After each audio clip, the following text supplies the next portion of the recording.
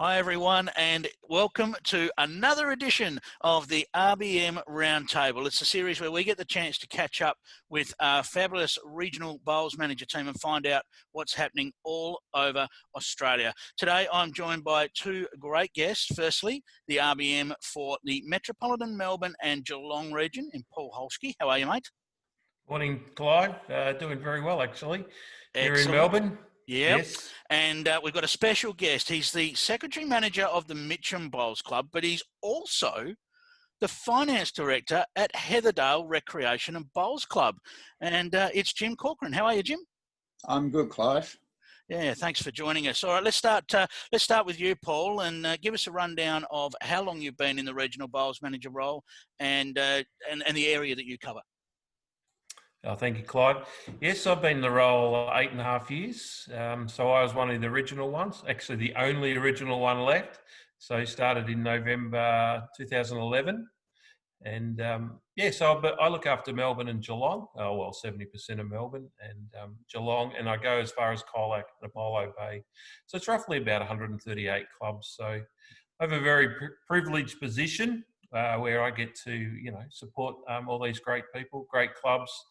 Try and grow the sport, trying to assist. I'm a bit of a conduit, I believe, between the sport and the club, and try and provide the link.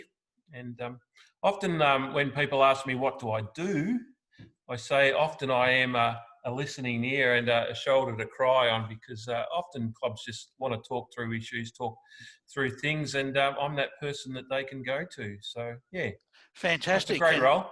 Yeah, brilliant. And Jim, your association with two clubs. Tell us about those clubs and how that association came about. Look, I'm a long-term member at Heatherdale. Joined Heatherdale in 1988. I became involved on the committee there in the early 2000s. I was secretary for 2 years. I've been the finance director for about the last 17 years. I'm a life member there, but 3 years ago I decided that I wanted to play bowls at a higher standard, and one way to do that was to go and join Mitcham. So I joined Mitcham, and I retained the association with Heatherdale, and I've sort of kept on the association as finance director, partly because I haven't been able to find someone else to take on the role yet. With Mitcham, I've been there for 3 years. This year, last year, the CEO was appointed to a position overseas.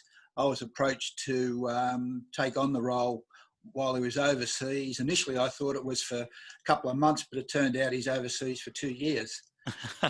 And with the COVID situation, things have gone on. We haven't been able to hold an AGM, so I've been in the position now for coming up 13, 14 months. It's fantastic work, and we love people like you that are willing to volunteer your time, and we'll get into that as we go through this segment. But being involved with two clubs, what do you see as the similarities and perhaps the same challenges, and are there any major differences in the two clubs? Look, I think with both clubs, they're very welcoming to new members, to other people who go down even as social members. Certainly when I joined Mitcham, I found it was very easy to fit in. That it didn't matter whether the player was in the top side or a bottom side; they're all welcome to get on the same rink and practice together. So it's very, very encouraging. I'd classify Heatherdale probably more as a social bowling club, from the point of view that they do run a number of social events. They run a monthly smorgasbord, which is well supported. With Heatherdale, they also run other social functions. They run what they call the Heatherdale Cup on Cup Eve, which has a different theme each year. So it's had country singers, country and western, so everyone gets dressed up, and it's a good entertaining night. with Mitcham, look, they run their social events as well. They've got a very enthusiastic group who play darts in summer and winter. So, it's very, very accommodating for the members there. With the bowls, look, both clubs operate very similarly. Everyone complains about selection. So that's common across both clubs. Yeah. So look, it's interesting to see that the clubs are really working hard on being welcoming and welcoming people from the outside, and encouraging. That's the way we get new members, is we introduce people to our clubs. So that's good to hear. Paul, clearly it's tough times in Melbourne at the moment. We're all hearing of everything that's going on with relation to COVID and so forth. At this time, it's really important for clubs to stay engaged with their members. How are they going about that? Well, good question, Clive. I'll just show everyone that Melbourne's like this at the moment. So Yes. we're masking up and trying to do the right thing. It has been a very difficult time for clubs. There's been a lot of changes. So when we first went into lockdown, we weren't allowed to access the green, and certainly weren't allowed to access the club, and the bar was closed. We went through a period of probably 2 months where we got to a point where we get onto the green, and then finally we were able to open the bar, and that lasted for about 2 weeks. And clubs were saying that was fantastic, starting to get more people coming back through the club and putting a little bit of money through the till, which helps pay some of the bills, which was really good. But then all of a sudden the second wave hit, and we're sort of back to square one, except we are allowed to have 10 people on a green and 2 per rink, which allows people to still be socially active, which is really important for their health and well-being and their, social and connecting. So in that first, when COVID first hit, a lot of clubs, I think, didn't really know how to handle the situation. And I think a lot went into lockdown literally, and maybe. Fortunately for us here in Victoria, it was sort of at the end of our pennant season, so it sort of enabled a bit of a break for some people. But some clubs went, no, we're going to keep trying to interact with our members. And I know Jim was saying about their club team app is very important.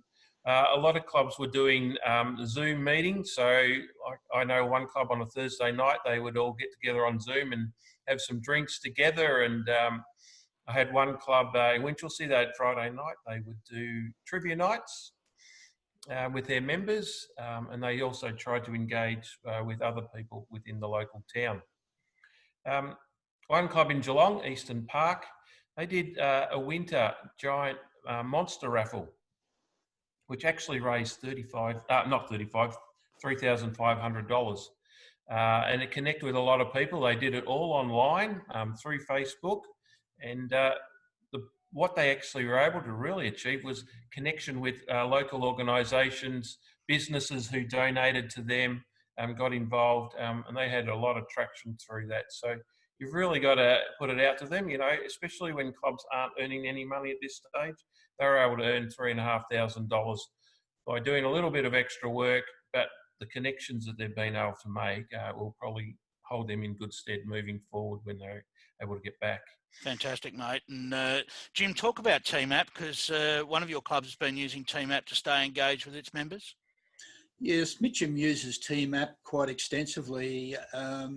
It's very good from the point of view that we can send out a members update. I put out an update probably once a week, which would keep members informed, particularly with the changing situation where the greens are closed, then they're open. It's a matter of advising members what the requirements are.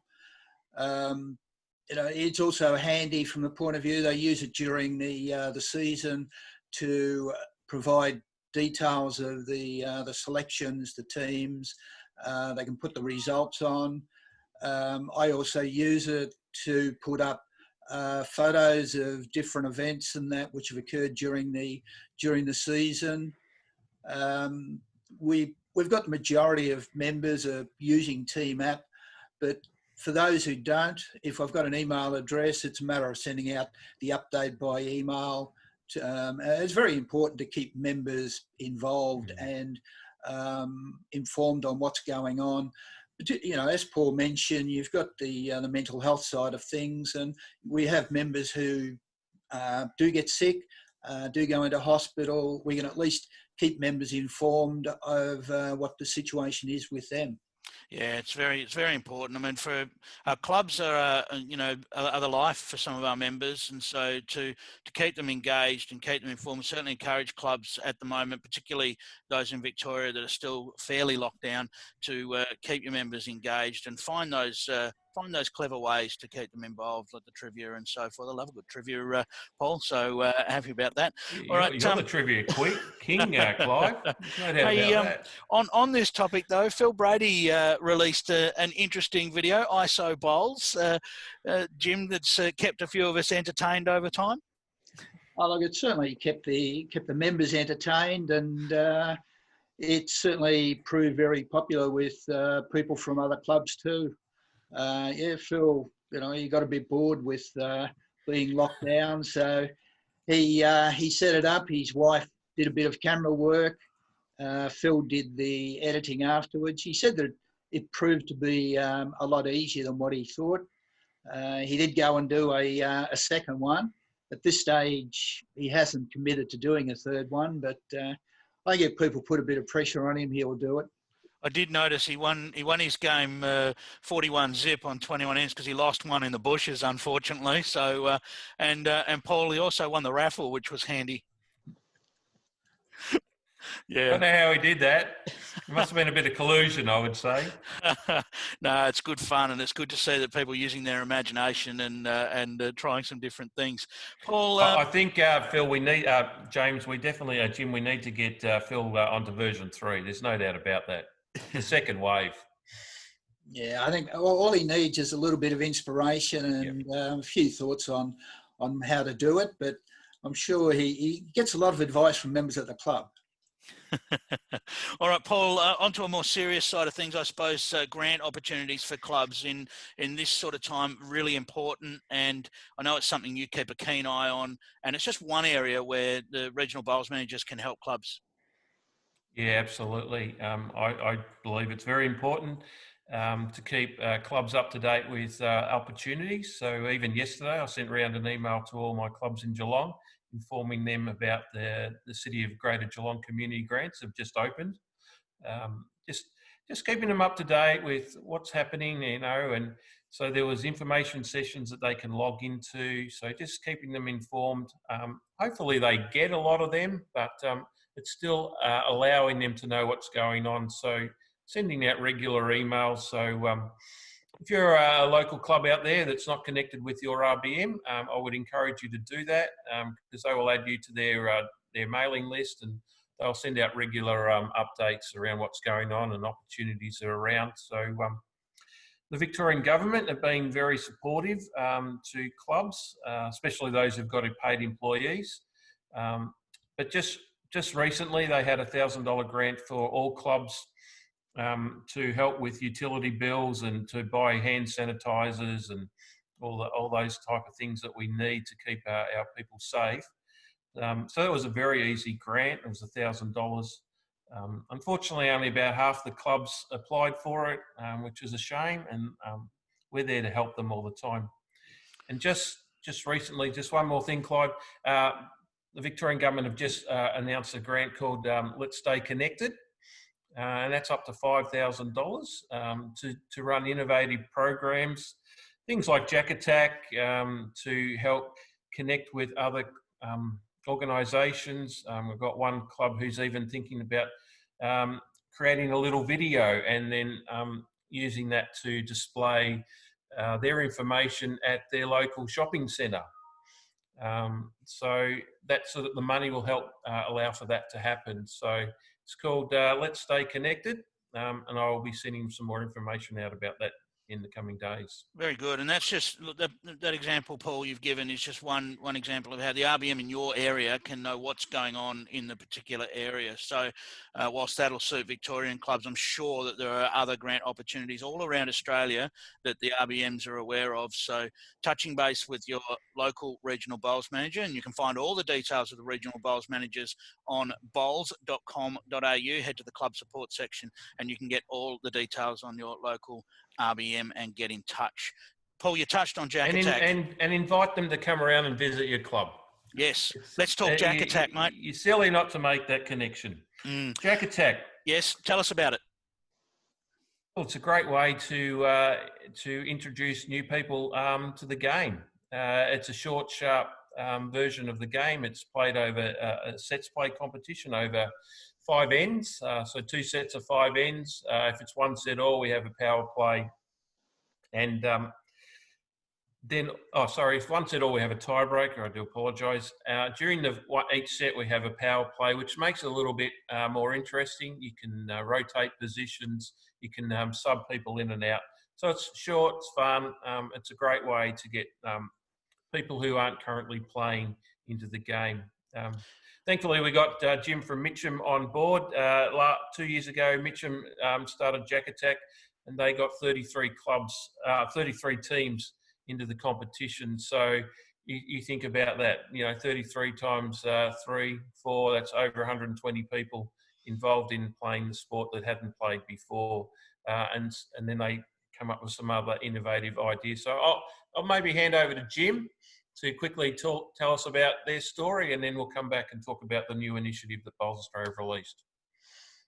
Yeah, look, that program was organised by Steve Milstead, who was the coach at that time. He got a group of members together to organise it.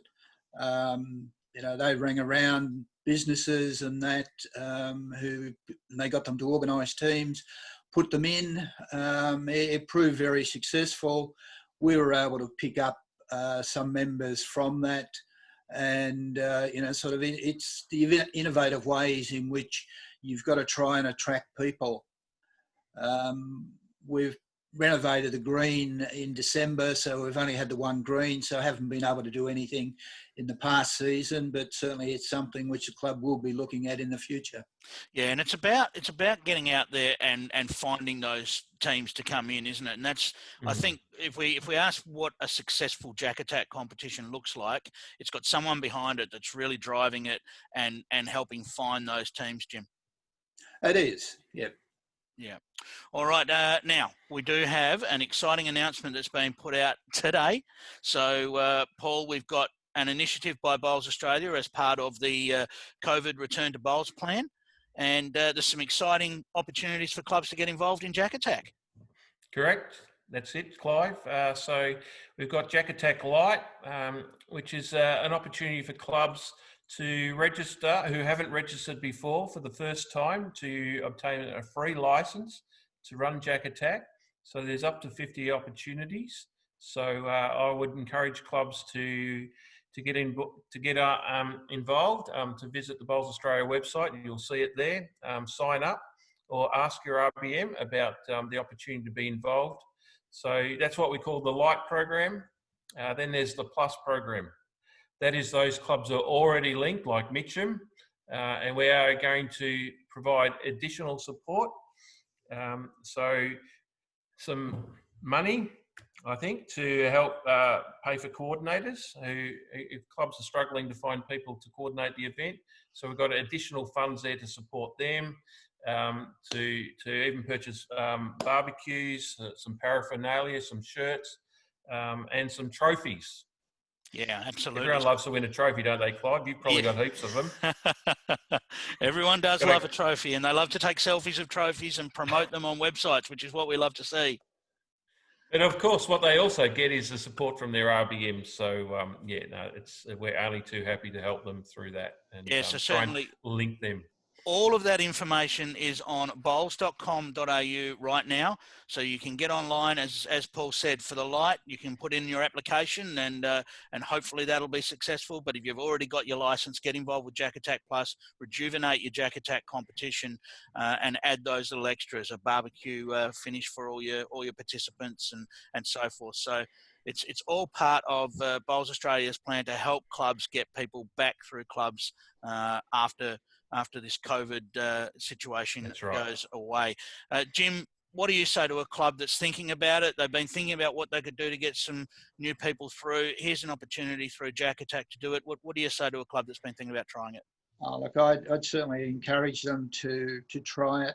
A lot of clubs are involved with barefoot bowls. If you sell it to your barefoot bowlers, get them down on a regular basis rather than once in a blue moon.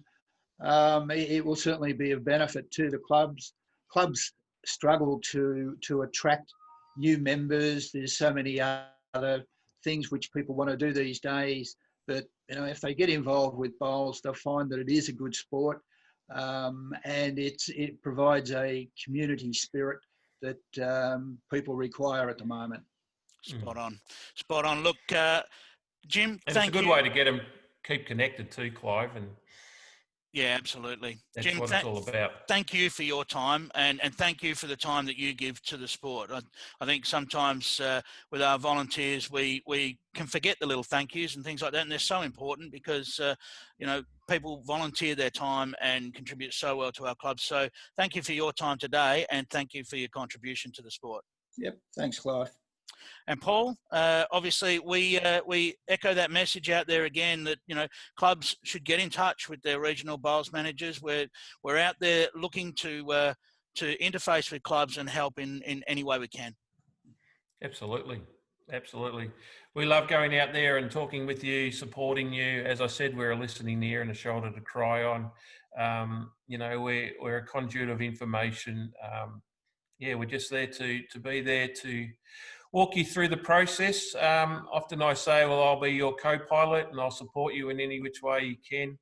The only issue is we can't drive it for you, but we can be your co-pilot and walk you through the issues and come up with some solutions. We're all very passionate bowlers. We love the sport and we just want to see it grow. We want to see more people playing the sport that we love. Very good.